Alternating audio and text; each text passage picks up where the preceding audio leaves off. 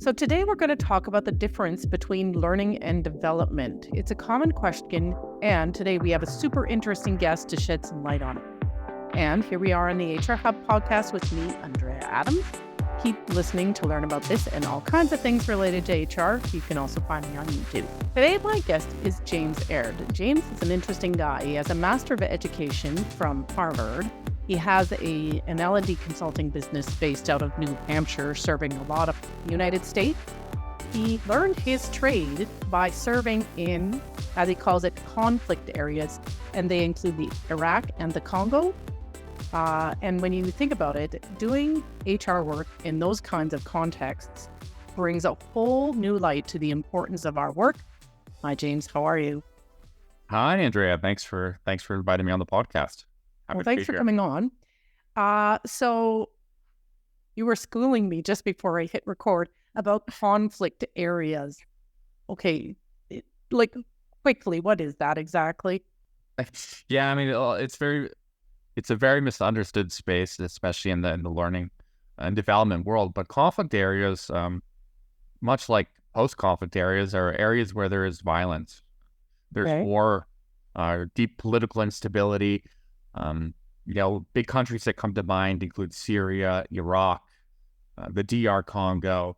But those are areas where there's either violence or severe political instability. And as you can guess, that instability affects every industry, not just the military or the other, very tied to the ground type industries or verticals. But yeah, that's what it means. So this episode, we're talking about the difference between training, learning, and development.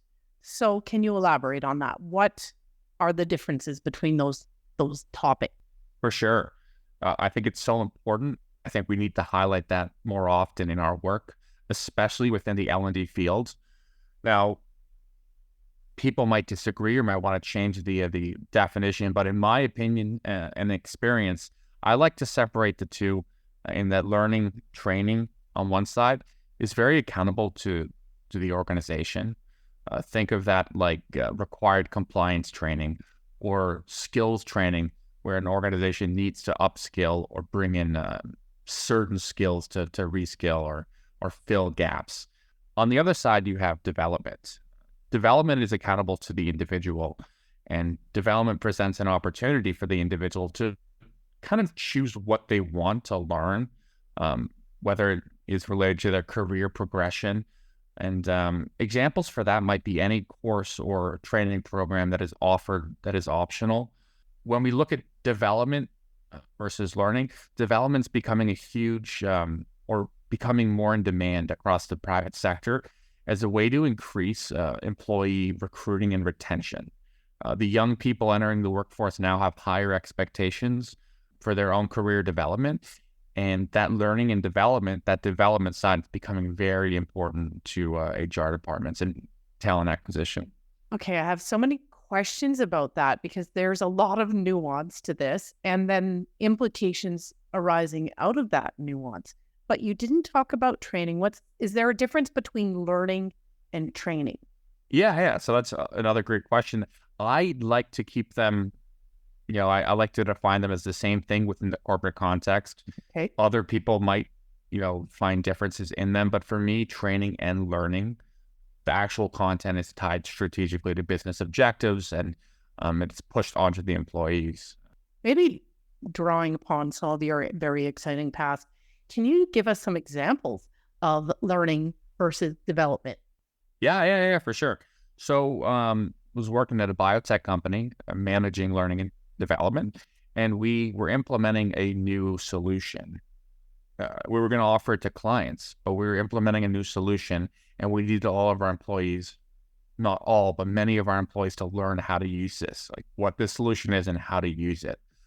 Learning and training, what we had to do was create custom pathways, which included coursework, seminars, etc. We had to train these employees on how to use this solution. It was required. We needed them to get up to speed in this solution. It was a solution that we created and that we offered. That was a training program that we set up. We had metrics, we had an evaluability assessment, and we knew what it meant for that training to be successful. They have to acquire skills and knowledge of how to use this solution. Okay. Now, on the development side, we also did this, and I can use this biotech company for this example as well. We had a learning management system and offered courses in a wide range of subjects, allowing employees on their free time to actually pull out coursework and decide and take agency over what they wanted to learn. A big example at that company, we had a lot of employees, and I could see from behind the scenes managing the learning management system, I could see a lot of employees on their own taking or enrolling in courses on writing, business writing, email writing, and that was in the development camp because we weren't assigning it. We weren't even sharing those courses, but those were employees that were empowered and they knew how to find the course library and they actually did the work themselves to develop their own career. Hey there, leaders who may be listening. Andrea here. Besides being a podcaster, I'm also an HR consultant. If you find HR issues are taking up too much of your time or you have a sticky problem, I could help. In my consulting, I work one-on-one with businesses to solve their HR challenges in a way that's straightforward and effective. And while we work on those challenges, we also are creating a strong HR foundation for your business that supports growth and success. So if that's you, reach out through my website for a consultation and let's create a plan that fits your company's needs. And now back to the show. I think I know what the answer is going to be, but when should an organization be conducting training or learning versus enabling people to their development? Yeah, so that's a loaded question because every company or every situation is very different.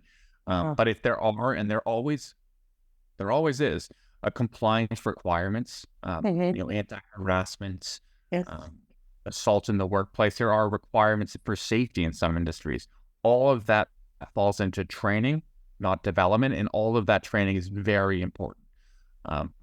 So that I would highly prioritize that, especially for companies that are starting out building a learning and development structure. Those are examples of training.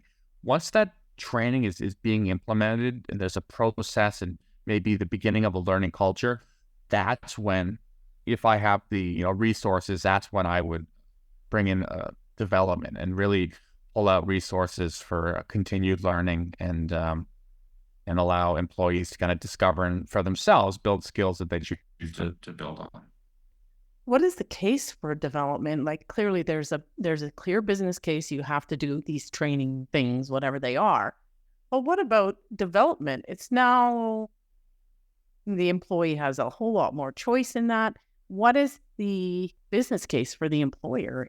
Well, there are actually many reasons, but one is may not sound great, but control. And not control, but control of the metrics and the actual data. With a learning system in place or an organization in place, employers can see their employees and what they're kind of doing and the effort they're taking into their own development or that required training. So we can actually identify and help career path some of these employees and help and contribute. We can also see which employees are less interested in their own development or which employees are maybe missing out on trainings. The kind of integration of AI into this space is allowing a lot of opportunity or creating a lot of opportunity on the data analytics side, the back end. So that's one reason. Aside from that, though, it creates a better environment. Learning and curiosity are both contagious, and to create a learning culture at an organization is very important, and it transcends into other areas such as motivation, just being positive and happy, which focuses or relates again to productivity.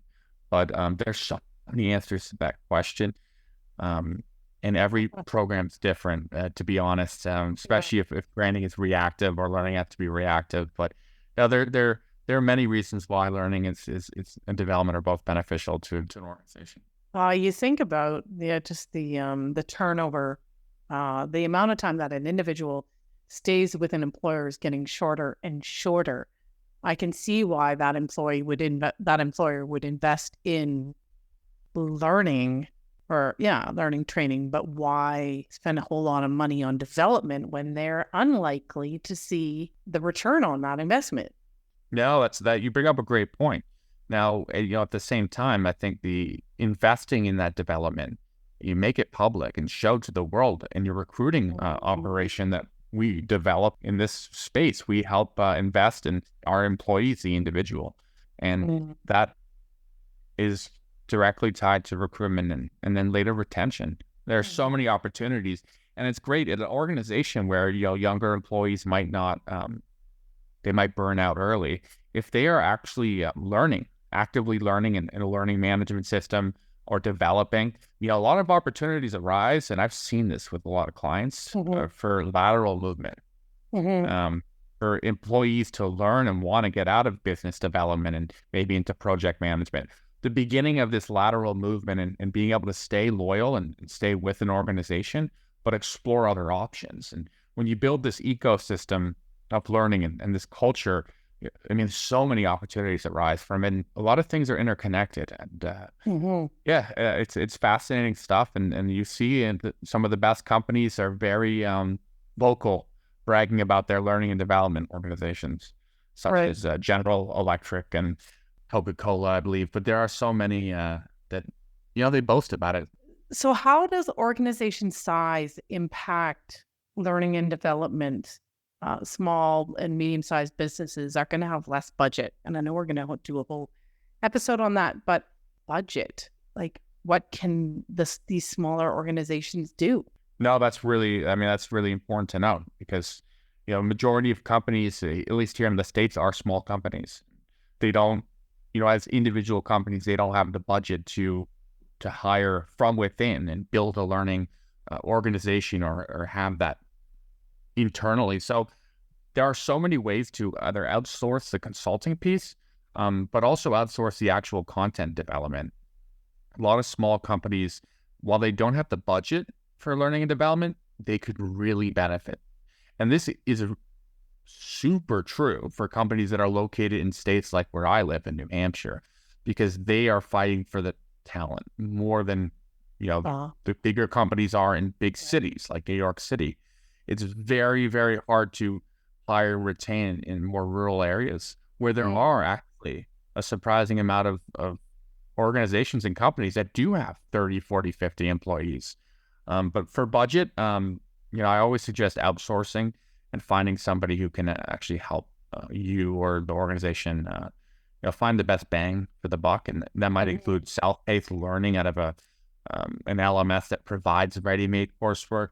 There are many options, but no, it's a great question because it's a challenge, and it's really tough in recruiting because when somebody's, you're trying to bring in this talent, they're expecting learning and development, especially the younger generation that are coming out of college. It's going to be their first job. They're aware of e-learning. They're aware of AI. They're aware of these new modes or modalities of the transfer of knowledge and skills. So their expectations are high. So it is quite challenging, and it adds to the challenge for small companies. You have touched on this a few times throughout, but I want to deal with it directly. The role of technology, your LMS. Do you have to have one? How does that work? Oh no, this is a tough one. People argue still about. In the more modern camp, the LMS is essential if you have at least 20 employees. You don't have to build a custom LMS, go with a low-cost vendor, but it's always nice to have, to some need to have. The learning management system is a platform that allows asynchronous training, learning and development. You provide ready-made coursework or custom. It's put into this LMS, essentially this online or tech academy, and you're able to track your students, your learners, your employees. You can assign them coursework. You can give them coursework that's optional. You can track even how they engage with the material using some pretty interesting analytics on the back end.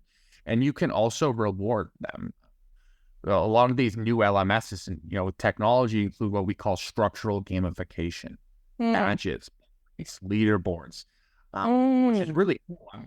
I'm actually working for a big healthcare client now, and then one of our big kind of overloads or things we're working on is the structural gamification and rewarding employees with gift cards and other swag for for taking their learning seriously and going the extra mile in their own, development.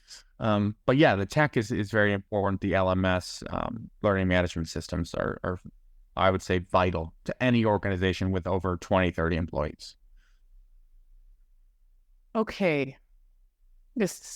Do we need to do a whole episode about LMSs? Well, I'll tell you that 95% of the people that reach out inbound, people that are reached out to me to either share something or potentially hire me or seek consulting, 95% are initially asking which LMS should I go with. All right. Well, then maybe we need. I know we just don't have time right now, but maybe we need to do that. Okay, audience out there, stay tuned for that. Okay. So, in so many of these small and medium-sized businesses, they have maybe one HR person. How does that lone HR person enable training and development? Well, that depends, right? I mean, every organization is different. To conduct a proper learning needs assessment, we'd have to dive into the hood and see what they're already doing. Because you'd assume, and I don't like to make assumptions, but let's say for the fun of it, we'd assume that they have some sort of onboarding procedure. Right. Maybe not e-learning involved with the onboarding, but they have something.